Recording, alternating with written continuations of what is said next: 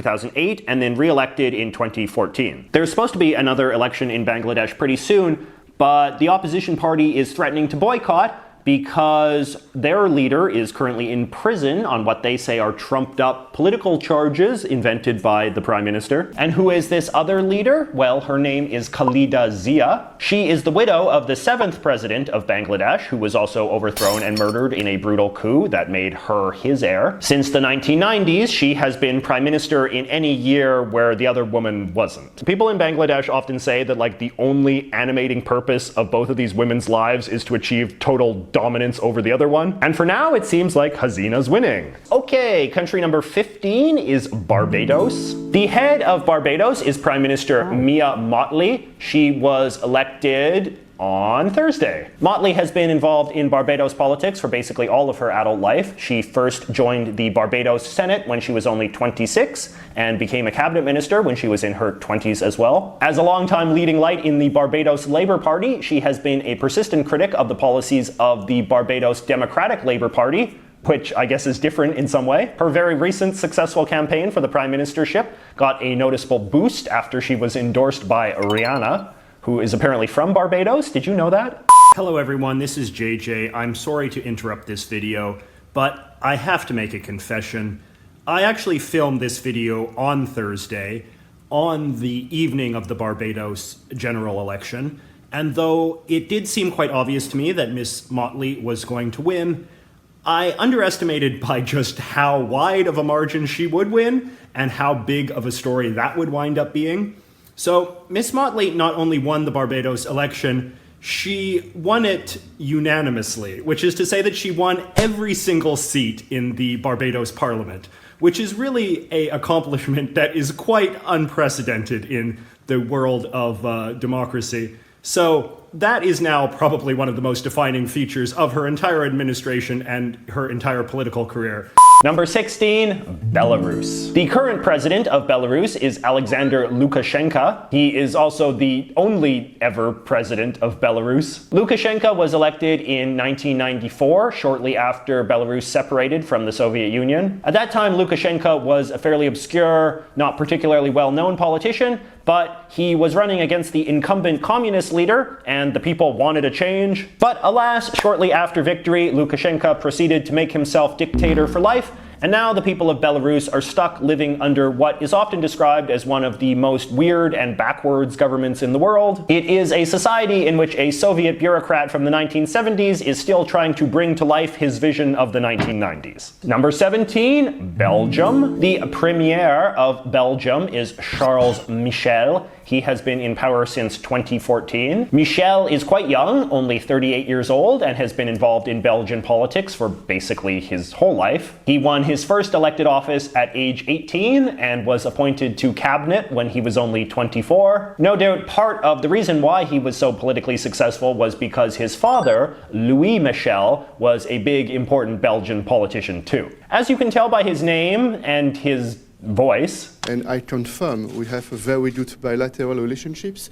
He is part of Belgium's French-speaking minority, who do not often get to be prime minister much these days. Prime ministers of Belgium are not really elected because the Belgian parliament is almost always a horrible mess of so many small little parties. It's not like England or Canada or wherever where one party very clearly wins. Michel's party only won 9% of the vote in the last election, but he was able to become PM by forming an alliance with 3 other Dutch parties. The media said it was a coalition that would never last and possibly destroy the country, but I mean, they always say that about Belgium. Number 18 is Belize.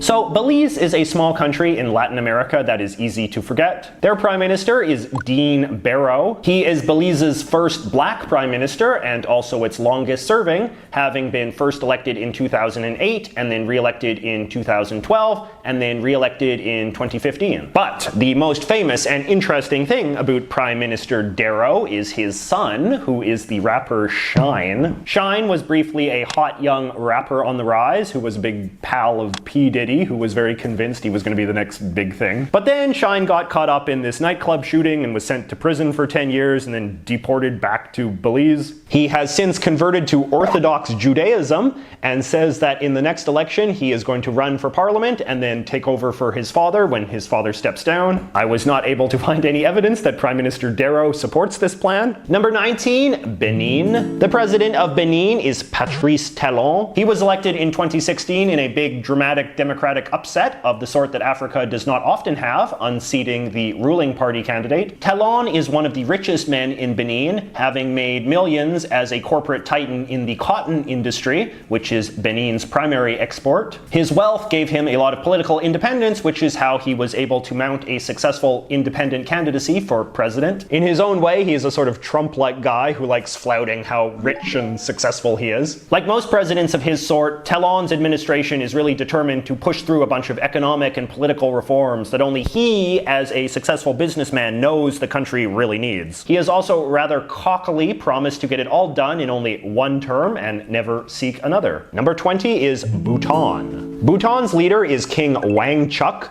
who assumed the throne in 2006 when he was 26 years old, after his father abdicated at the ripe old age of 51. Bhutan is actually a country in a sort of state of political transition, and it is not super clear who should really be counted as their ruler. In 2008, they had their first elections, and in 2013, they elected their first ever opposition prime minister, which was obviously a big deal. But under their constitution, their king still has a lot of political power and is still a very active and engaged member of their government. He has not yet downgraded to full figurehead status, even though that seems like the eventual goal. So I don't know, maybe he's like best compared to like Queen Victoria or something. Number 21, Bolivia. The president of Bolivia is Evo Morales, who is one of these guys that I feel you used to hear a lot about, but you don't hear much about these days. First elected in 2006, he made a lot of headlines around the world for being his country's first ever indigenous president, as well as for being very left-wing. People worried he might be the next Hugo Chavez, but it seems like he is more left-wing in like the identity politics direction as opposed to like the communist direction. His biggest thing has been this project to redefine Bolivia's national identity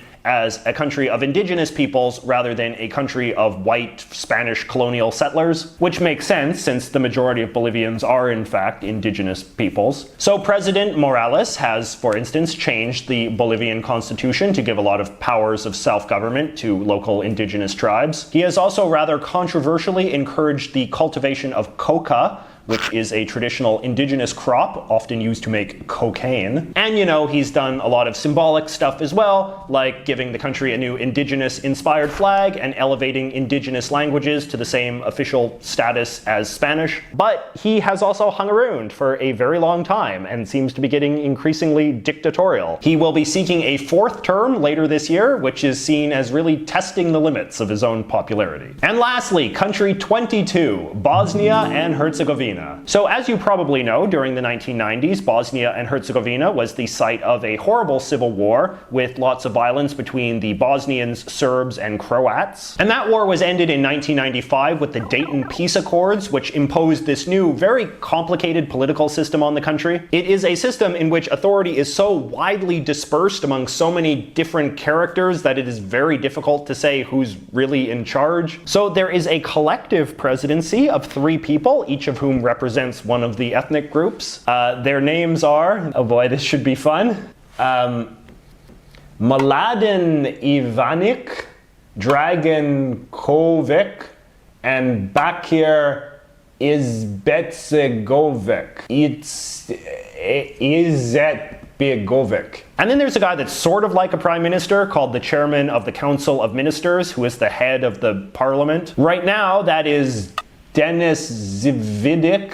who leads a complicated multi-ethnic coalition government, which is the only sort of government that is allowed. And then there's this other guy with the grand title of High Representative of the International Community. He is appointed by the UN and can veto things to make sure there's not another civil war. Right now that job is held by an Austrian guy named Valentin Inzko. All of these people have different powers that overlap and contradict in various ways. I don't know, the whole thing seems like some really condescending bureaucratic chaotic hell. So I guess the lesson is don't start a civil war. Anyway, that is 11 more world leaders for you, and we're not even done the bees yet. This might actually take a lot longer than I thought. Anyway, one other piece of news this week. By next Saturday, I will have hopefully passed a very important milestone for this channel, 50,000 subscribers. In honor of that, I want to do another Q&A video in which you guys can ask me questions about anything. It can be a question about me personally, or something about Canada.